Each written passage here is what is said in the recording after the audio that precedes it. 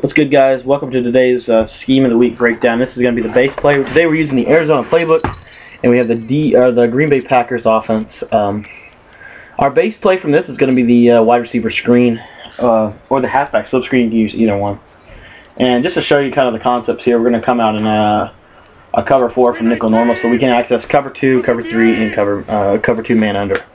So this is not really the actual base play. This is just a wrinkle, and what you can do with this play is you could put Cobb on like a drag, and you could put Jennings here on an out route, and you could put Nelson on an out route, and you could put Harris here on a wheel route. Motion in Cobb 2 steps, and we'll talk about why it's 2 steps in a minute. But you see it, you know, you can kind of create your own little underneath screen and make it a little more effective with your hot routes. Now, that's kind of just a wrinkle play that we utilize, that I'm going to utilize in this formation to kind of give the defense a little different look, let them know it's there. You also have the draw, and you want to slide your line to the left. A lot of times that's what I like to do. And you're going to motion in Cobb 2 steps like you always do, and then you're going to go off tackle. Now that time, Mathis just came off like a tank, and that may actually happen if they're in nickel normal. No, it doesn't happen that time. So, but you see, you could run it like a power O or an off tackle kind of a situation, and you could run it like a standard. You could pinch the line.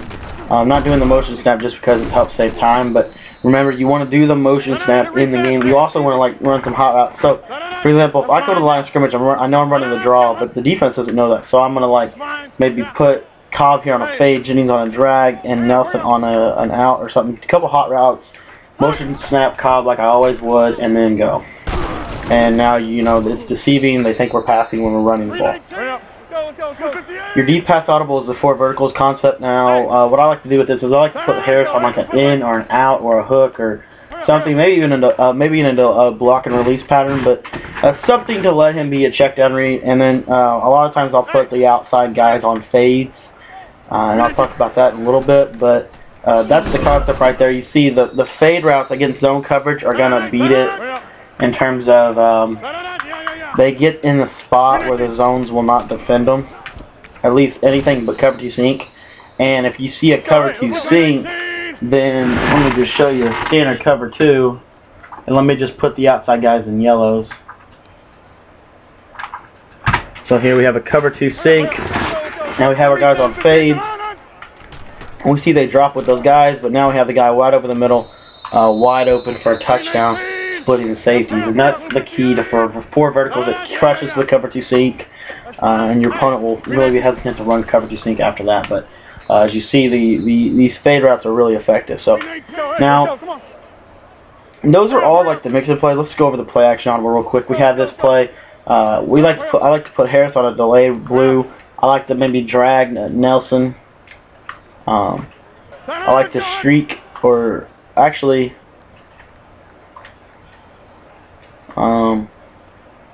I don't want to streak Cobb. I want to zig route him. Yeah, I want to zig route Cobb, and I want to fade Jennings here. And you're going to motion in Cobb 2 steps like we always do. And if you watch on the left side, that purple route's going to come in immediately, and then you can snap and throw the fade route on the outside. Now that's just your first read on this play. Your next read is going to be to the double move route on the right side of the field, right there. You can kind of fit it in. You want to throw it when he goes to the outside, not when he comes back to the inside, because of the timing of the route and the way the route works. Your next read on this play is going to be the drag route over the middle. Actually, I didn't get the drag route on, so let's go to your 4th read. That's that zig underneath.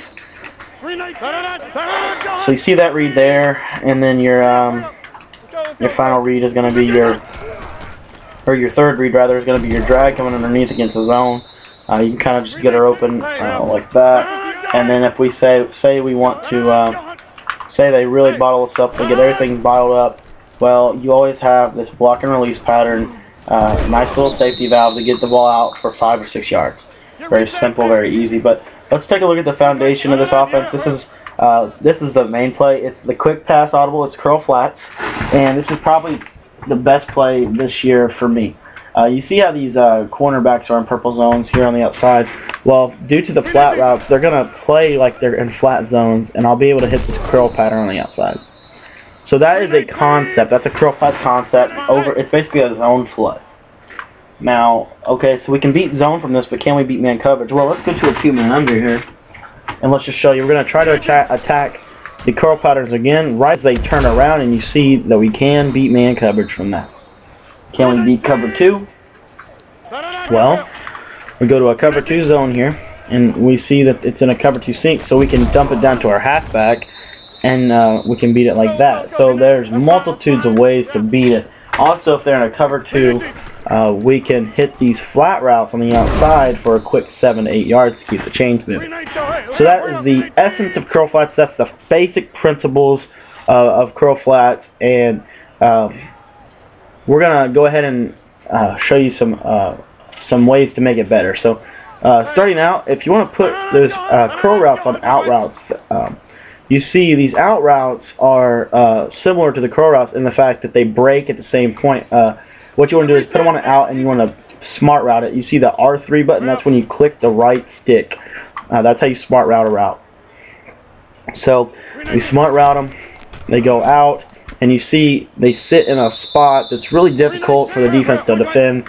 And let me just show you the difference between a curl route and an out route right there. So you see how the cornerback will come back on him. Well, if he's on an out route, let me show you here, the right side, and now watch Nelson. His guy's not going to come back on the ball, so it's a little bit bigger of a gain and a little bit better overall of a play. Also, if they are in man coverage, we're going to put Nelson on an out this time as opposed to a curl, and look at the separation he gets here. A lot more separation, a lot more of an advantage. Now let me show you against a curl. And also the out routes, you can cut them in and you can run after the catch, whereas a hook route, you're kind of hid right there, and there's a potential for a drop catch. So we don't want that, so we put them on out routes to alleviate drop catch animations, and also we want to be able to run the ball after we catch it to turn maybe what is a 10-yard gain into a 15 or 20-yard gain. So if you have a good stick, you can really turn these out routes into money. But if you are more of a that's what I'm saying there, the drop catch. But if you struggle with the outs in terms of timing, go ahead and leave them on curls. I mean, curls are fine. It's just the out routes are a little bit more effective as far as Madden goes. So that's the basic principle of the offense, and we're going to come back in part 2 and show you how to take this basic principle and make it a phenomenal base formation in general. So thanks for watching part 1, and stay tuned to part 2, guys. Remember, if you are a member of the channel, go ahead and like the video so that it gets more exposure. And if you're not a member of the channel, you're seeing this for the first time, check out the YouTube channel in the description or the blog post, and we will see you guys next time. Thanks, guys.